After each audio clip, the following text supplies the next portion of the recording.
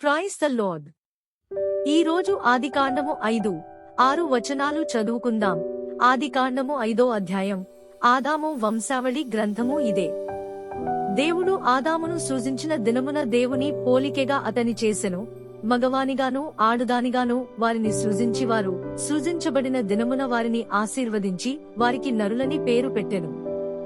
ఆదాము 130 ఏండ్లు బ్రతికి తన పోలికగా తన స్వరూపమున కుమారుని కని అతనికి షేతు అను పేరు పెట్టెను. షేతును కనిన తరువాత ఆదాము బ్రతికిన దినములు 800 ఏండ్లు. అతడు కుమారులను కుమార్తెలను కనెను. ఆదాము బ్రతికిన దినములన్నీయు 930 ఏండ్లు. అప్పుడతడు మృతి పొందెను. షేతు 105 ఏండ్లు బ్రతికి ఎనోషును కనెను. ఎనోషును కనిన తరువాత షేతు 807 ఏండ్లు బ్రతికి కుమారులను కుమార్తెలను కనెను. షేతు బ్రతికిన దినములన్నీయు 912 ఏండ్లు. అప్పుడతడు మృతి పొందెను. ఎనోషు 90 సంవత్సరములు బ్రతికి కేయినానును కనెను. కేయినానును కనిన తరువాత ఎనోషు 815 ఏండ్లు బ్రతికి కుమారులను కుమార్తెలను కనెను. ఎనోషు దినములన్నీయు 905 ఏండ్లు. అప్పుడతడు మృతి పొందెను. కేయినాను 70 ఏండ్లు బ్రతికి మహలలేలును కనెను. మహలలేలును కనిన తరువాత కేయినాను 840 ఏండ్లు బ్రతికి కుమారులను కుమార్తెలను కనెను. కేయినాను దినములన్నీయు 910 ఏండ్లు. అప్పుడతడు మృతి పొందెను. మహలలేలు 65 ఏండ్లు బ్రతికి యెరెదును కనెను. యెరెదును కనిన తరువాత మహలలేలు 830 ఏండ్లు బ్రతికి కుమారులను కుమార్తెలను కనెను. మహలలేలు దినములన్నీయు 895 ఏండ్లు. అప్పుడతడు మృతి పొందెను. యెరెదు 162 ఏండ్లు బ్రతికి హనోకును కనెను. హనోకును కనిన తరువాత యెరెదు 800 ఏండ్లు బ్రతికి కుమారులను కుమార్తెలను కనెను. యెరెదు దినములన్నీయు 962 ఏండ్లు. అప్పుడతడు మృతి పొందెను. హనోకు 65 ఏండ్లు బ్రతికి మెతూషలను కనెను. హనోకు మెతూషలను కనిన తరువాత 300 ఏండ్లు దేవునితో నడుచుచు కుమారులను కుమార్తెలను కనెను. హనోకు దినములన్నీయు 365 ఏండ్లు. హనోకు దేవునితో నడిచిన తరువాత దేవుడుతని తీసుకొనిపోయెను గనుక అతడు లేకపోయెను. మెతూషల 187 ఏండ్లు బ్రతికి లేమెకును కనెను. మెతూషల లేమెకును కనిన తరువాత 782 ఏండ్లు బ్రతికి కుమారులను కుమార్తెలను కనెను. మెతూషల లేమెకును కనిన తరువాత 782 ఏండ్లు బ్రతికి కుమారులను కుమార్తెలను కనెను. మెతూషల దినములన్నీయు 969 ఏండ్లు. అప్పుడతడు మృతి పొందెను.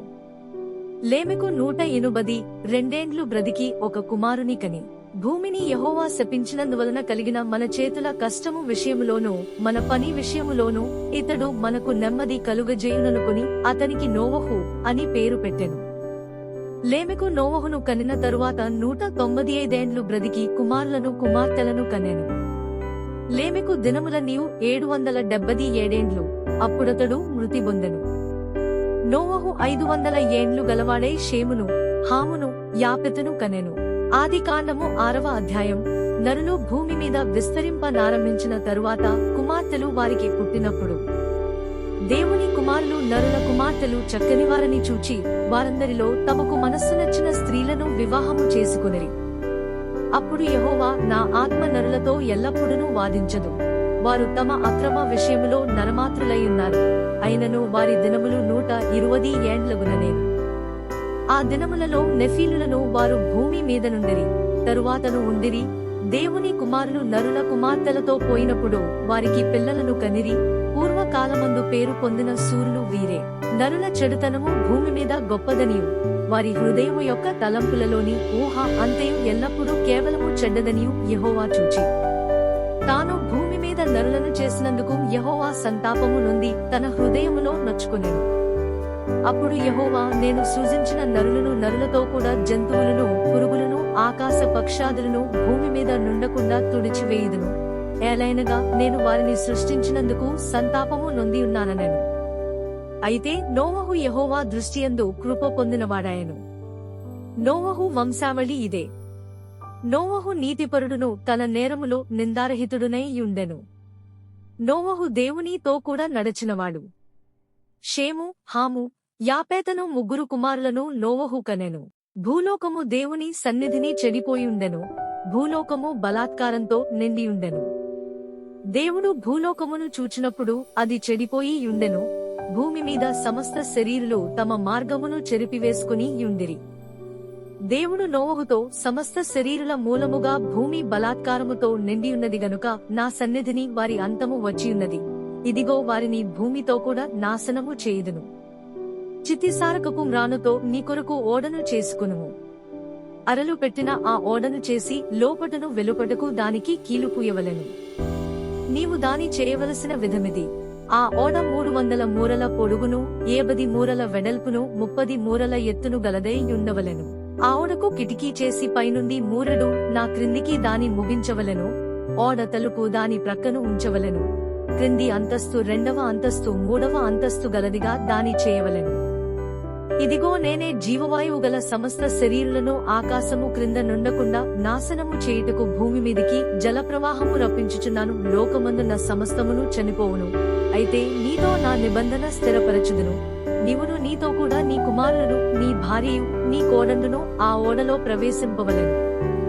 మరియు నీతో కూడా వాటిని బ్రతికించి యుంచుకొనుటకు సమస్త జీవులలో, అనగా సమస్త శరీరుల యొక్క ప్రతి జాతిలోనివి 2 చొప్పున నీవు ఓడలోనికి తేవలెను.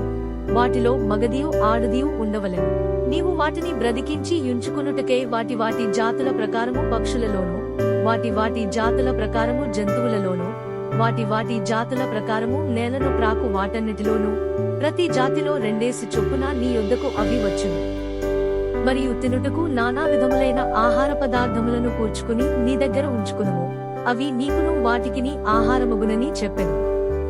నోవహు అట్లు చేసెను, దేవుడు అతని కాజ్ఞాపించిన ప్రకారము యావత్తు చేసెను.